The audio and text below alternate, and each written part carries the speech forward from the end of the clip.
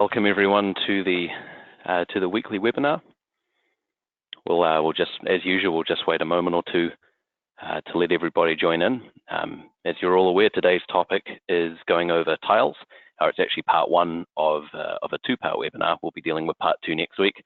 So it's all on the tile product and or the tile product type and how you use it. So this week we'll be going over tiles more as a product type as opposed to plank, and some other things you can do with tiles, but next week we're going to be focusing on tile patterns. So throughout the webinar, of course, please feel free to fire through any questions you've got. We'll either be able to answer them along the way, or we will, of course, have some question time at the end. And also just to remind everyone, the webinars are always recorded, so you will be able to catch up on this later if you miss any of it, or if maybe internet's not great quality and it goes a little blurry partway through. So we'll just wait just a little bit longer just to give everybody a chance to join in.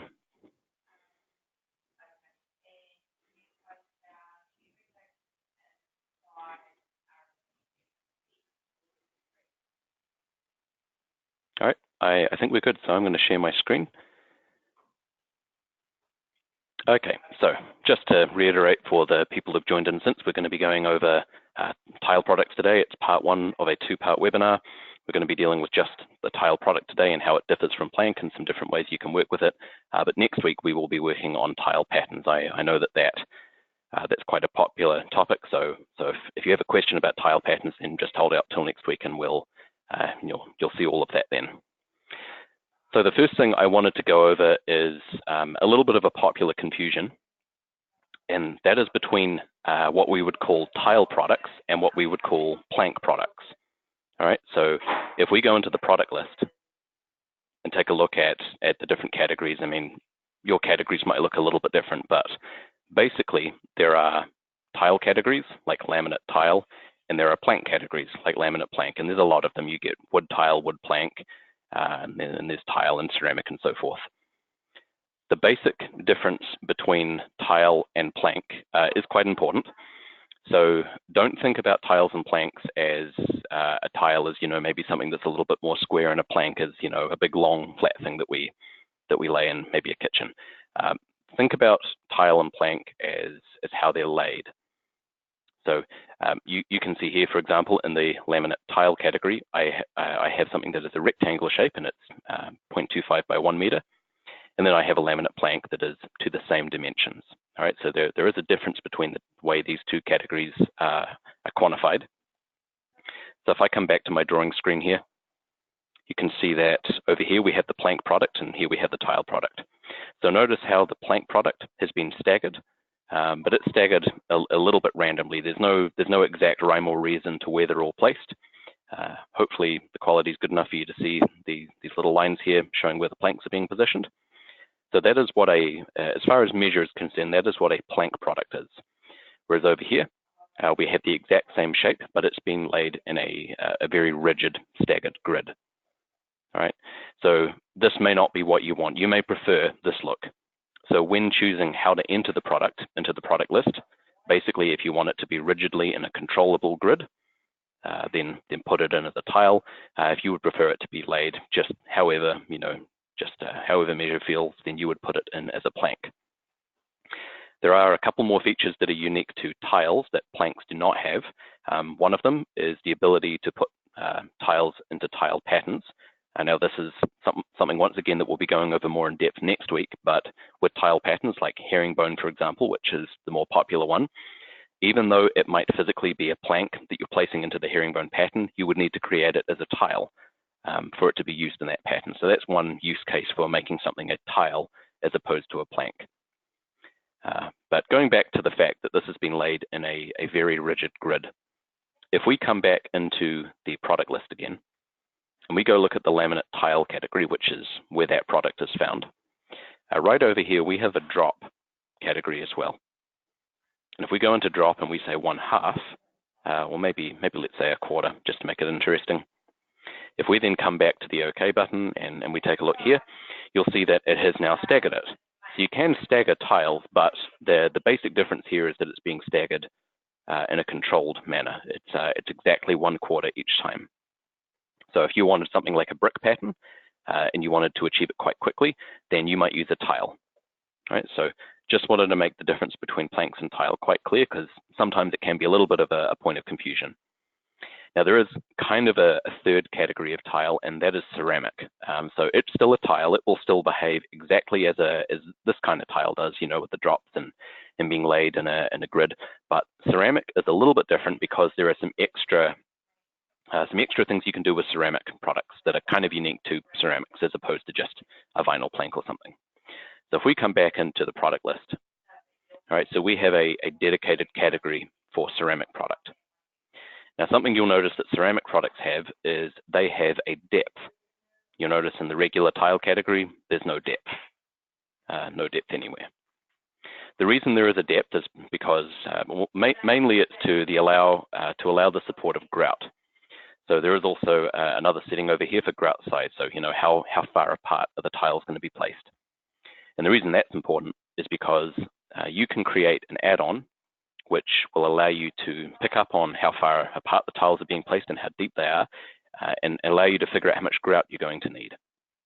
So if we come into the miscellaneous section here, now where is it again? There it is. So we have a grout product here.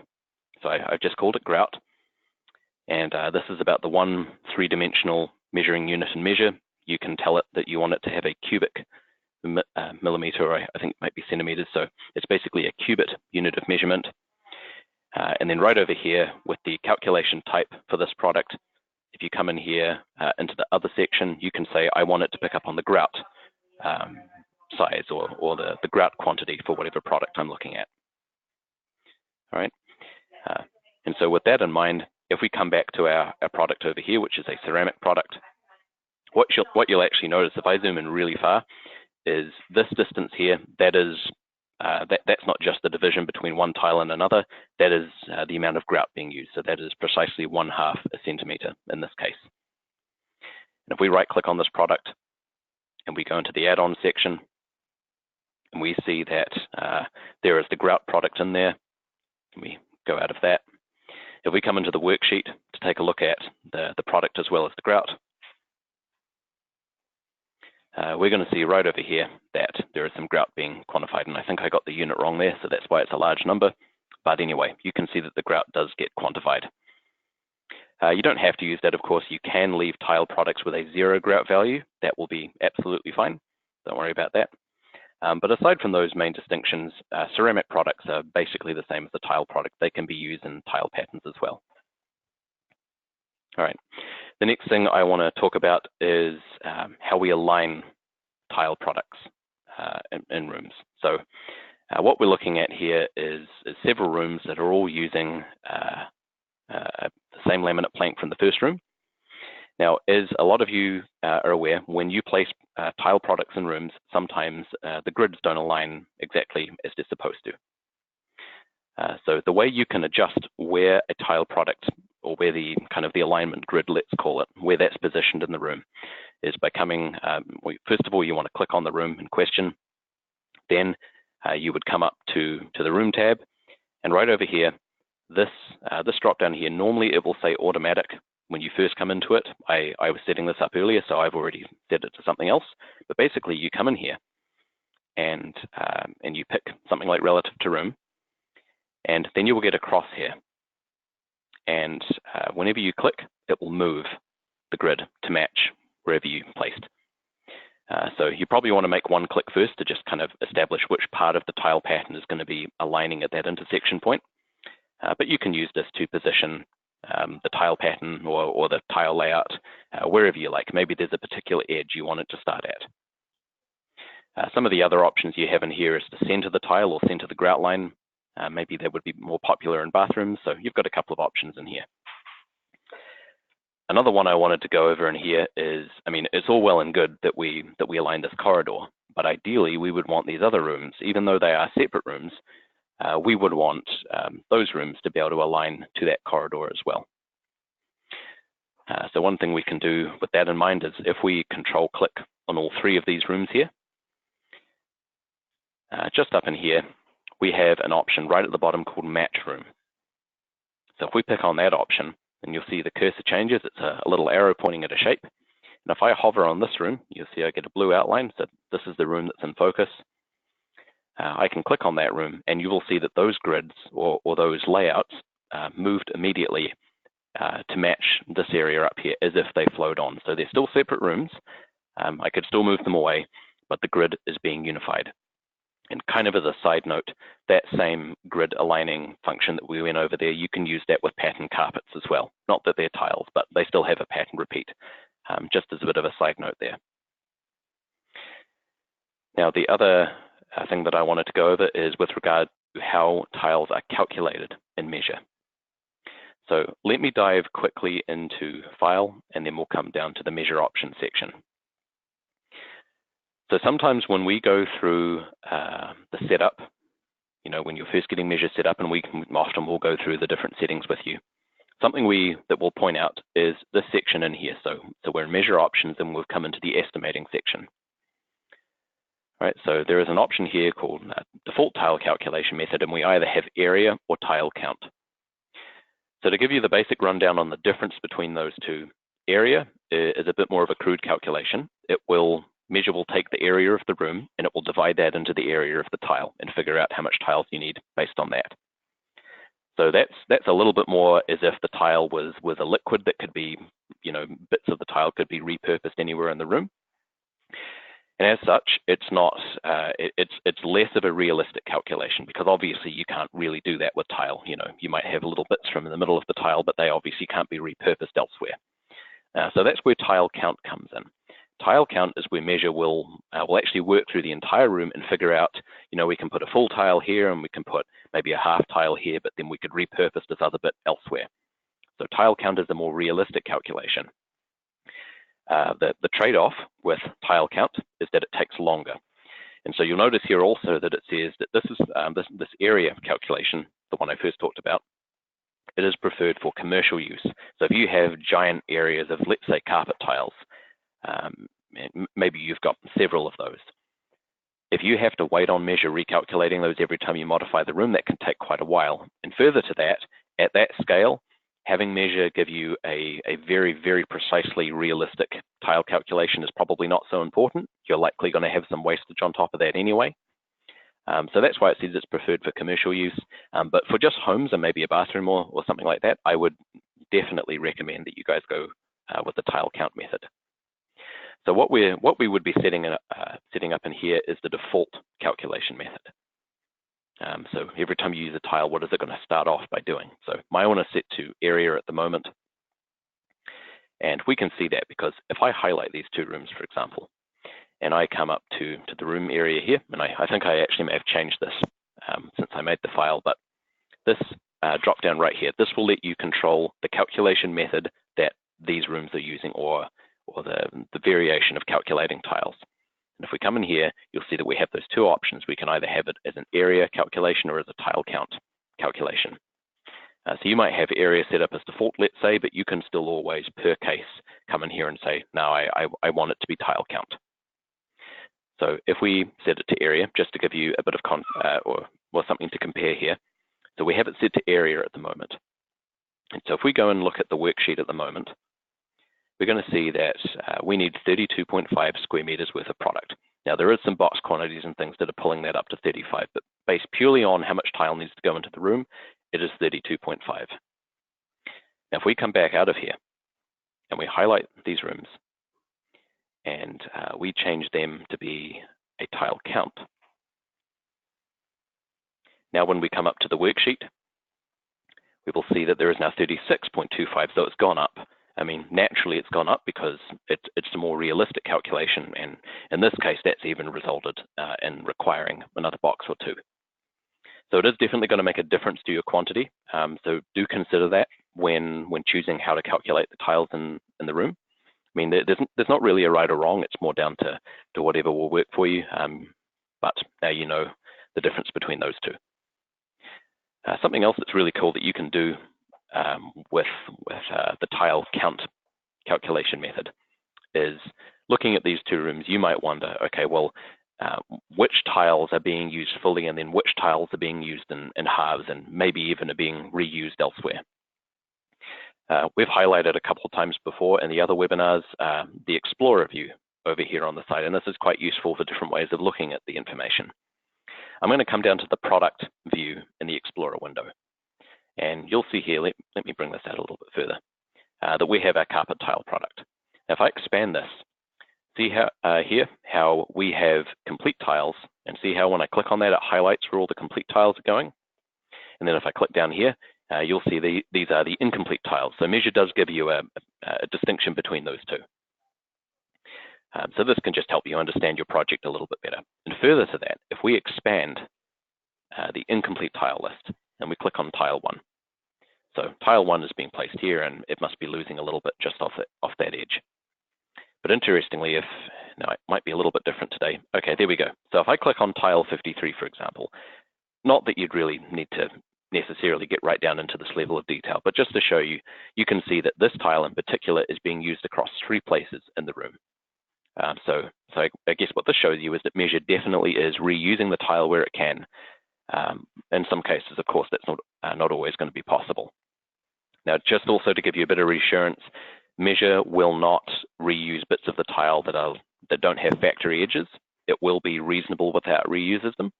If you had this tiny little square centimeter of tile and that came from the middle, it wouldn't obviously not reuse that elsewhere. That would be ridiculous and impractical. So don't worry about that. All right. And if we had this set to be the area calculation, what you might use for commercial situations, you do not get that distinction. You just have area tiles, just like that. All right. The last section I want to cover today is with regard to something called the tile editor. And this is where what we've just gone over in tile patterns, there's kind of a little bit of an overlap area between these, so I will be going over this again next week. But the tile editor is really interesting.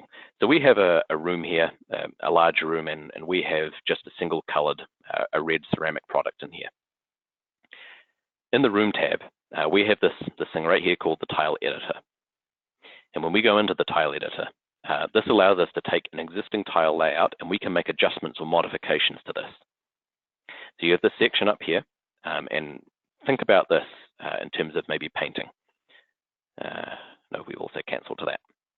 So this here is the color that we're going to be using, so to speak. So we could go in here and say, I actually want to pick the green ceramic tile. So we'll do OK. And then down here, these are our different paintbrushes, so to speak. So we could say that I would like to draw the green tile, but I just want to be able to place a single tile at a time. So you can pick up that option, and you'll see that you can move your mouse over the tiles, and you can say, and yes, we have to say OK to that, you can paint a green tile here. In fact, you can put tiles wherever you want. Some of these other options let you cover larger areas at a time. You could use this one here, for example, which will just let you draw a giant line. So you could start at one end and go right through to the other. So using these tools up here, you can take an existing plain tile layout, and maybe according to the plan you're working off, you can see that, okay, there's a couple of different colored tiles in this corner, and then they've got a feature strip down the bottom, whatever it might be. You can kind of modify the tile pattern. The only thing you need to make sure you have is that the color of tile that you want to paint on, you've already made that as a product, and that might just be another color of the same product. Another couple of things you can do in here that make working with this mode quite convenient. You also have a little eyedropper there. So if I wanted to quickly pick up the red or the pink tile again, I can use the eyedropper. I can pick up the red section, and you'll see that right up here, it changed the color that I'm drawing back over to that product. And then I can, maybe I went too far and I want to go and pull some of those out. You can even delete tiles if you want. You have an eraser tool. If you grab that tool and you click here, you'll see we're actually removing the tiles altogether. So now there are no products in there at all. So let's pick up the eyedropper. Actually, whoops, we don't need to do that. We just need to turn off the eraser. And we'll put them back in. Another interesting option you have in here is you have a replace tile function. So if you wanted to take all the green tiles, and maybe you got the color wrong, maybe they weren't supposed to be green, maybe they were supposed to be blue, let's say. You can hit on the replace tile tool, and you can say, I want to take all of the green ceramic tiles, and I would like to replace them with some other color. Now in this case, I don't think I have, okay, there we go. I know it's a different product, but there we go, there's another color. So let's choose that one. And now I've replaced all the green tiles with orange. Now, of course, if you had to work with some kind of repeating pattern, that is where the tile patterns would come in, which we will go over next week. But for any kind of ad hoc or specific modifications that you need to make to your room, or maybe it's a giant foyer area, then the tile editor will allow you to do that. That is all the features, all the tile functions that we wanted to go over today. As I said before, if you have any questions, please fire them through. You should have a question button. I believe it's normally over to the right if you're viewing it on the web. So we'll just wait a moment or two to let you guys type any questions you might have in. But aside from that, if you have something more specific you wanted to go over with me, then please reach out to me and we can go online with you if you like. And also just a reminder, the webinar will be up, available to watch. I think it's usually within 24 hours, so you all should be able to watch that tomorrow if you wanted to go back over anything. So we'll just wait just a little bit longer to see if anyone's going to shoot through a question.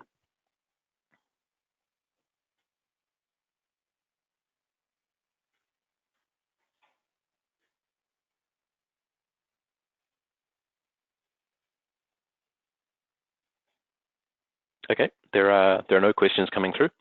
So thank you all for attending this week. Please tune in again next week to learn a little bit more about tile patterns. Tile patterns have recently been revamped a little bit, so they're a lot easier to work with now. So if you've looked at it in the past and maybe you were scared off a little bit because of sometimes it was a little bit awkward to work with, then it's a good area to revisit because it definitely is a lot easier now. But thank you once again for joining. Have a great week, and hopefully we'll see you all again next week. Thanks. Bye.